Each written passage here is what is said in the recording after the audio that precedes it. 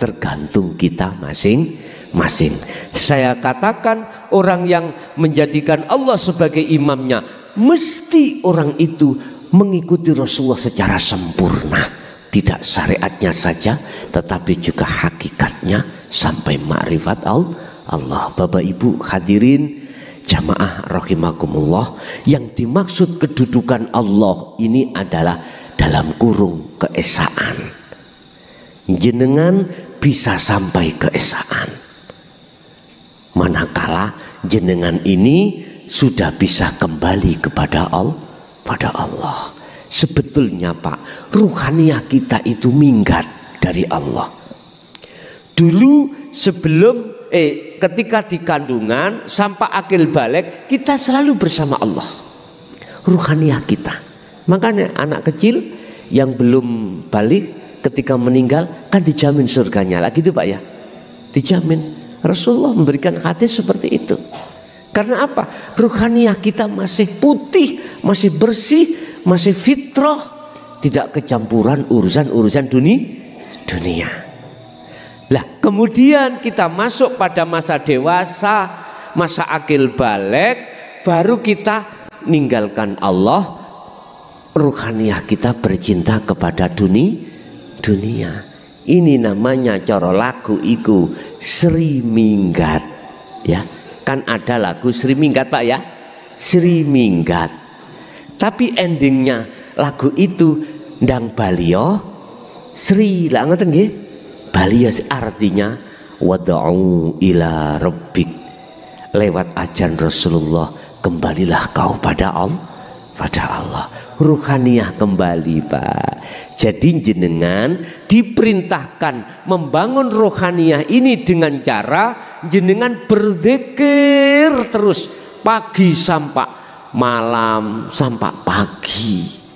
Walaupun jasmani kerja Pak, silakan berzikir semampu jenengan. Lah zikir sing saya maksud adalah sirul asrar ini. Manakala sirul asrar ketika saat su'aul basyirah merasakan mengimani semuanya itu Allah, didorong dengan zikir sirri, zikir khafi, Allah lewat napas, dorong lewat iku rapopo. Nanti seiring dengan berjalannya waktu pensucian ruhaniyah dari perkara selain Allah, Allah akan masukkan sampean di dalam ainul basirah, hakul basirah, baru fana'ul dzikri pun sampai. Kalau sudah sampai di situ, Allah masih memetak-metak ruhaniyah itu. Ada yang ruhaniyah itu makrifatnya pada Allah, ini sudah jadi kekasih Allah Pak. Sedikit sekali dalam 24 jam. Ada yang lebih banyak, ada yang terus menerus tanpa ada henti-hentinya.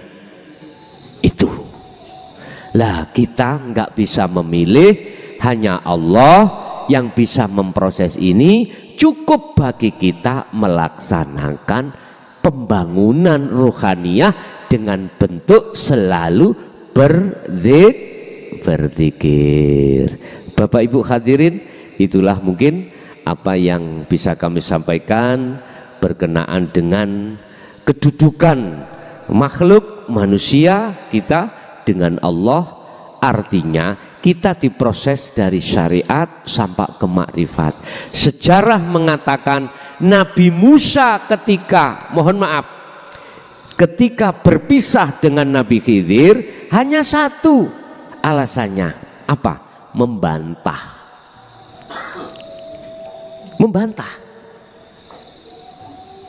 Ketika beliau memberikan pengajaran yang ada di ruhaniyah, beliau membantah, gak sabar.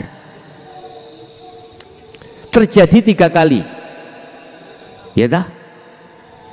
Inilah maksudnya air tawar itu syariat, air asin itu hakikat ma'rifat. Bertemu. Kalau sudah ketemu ini berarti tertanda Anda sudah ketemu Nabi Khidir. Hati jenengan kalau sudah menerima ajaran dinul haq, berarti Anda ketemu Nabi Khidir. Ini pun dipandang dari sisi syariat loh Pak ya. Nggak bisa sampean memandang dari sisi hakikat. Apa sisi hakikat? Khidir, hadir Pak. Hidayah Allah sudah masuk di dalam jenengan. Tapi tidak semuanya Pak. Ada yang menolak loh. Menolak. Contoh Nabi Musa pada saat itu menolak, protes terus terhadap Nabi Khidir. Pertama dihadapkan ketika beliau itu membocorkan perahu. Nggih? Perahunya orang kampung untuk disuruh untuk menghantarkan atau nyebrang tengah laut, dibocori, otomatis kan tenggelam Pak ya. Mengapa? Artinya gini Pak, ajaran dinul haq ini jangan diterima akal, harus kau terima dengan hati iman. Kalau kau terima akal, mana yang tidak masuk di akal hukum salah, mesti gitu Pak, mesti disalahkan. Nabi Khidir membocori perahu miturut hukum syariat salah mboten? Salah. Gitu? Salah karena ini 170 pasalnya. Merusak barang orang lain. Gus kok apal? Ya aku mereka tahu kena yoan. Masuk 3 tahun Pak aku di penjara.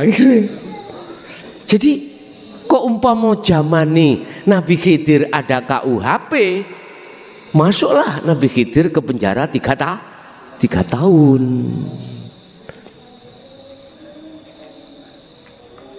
Bapak Ibu harus dengan hati iman, dengan rasa.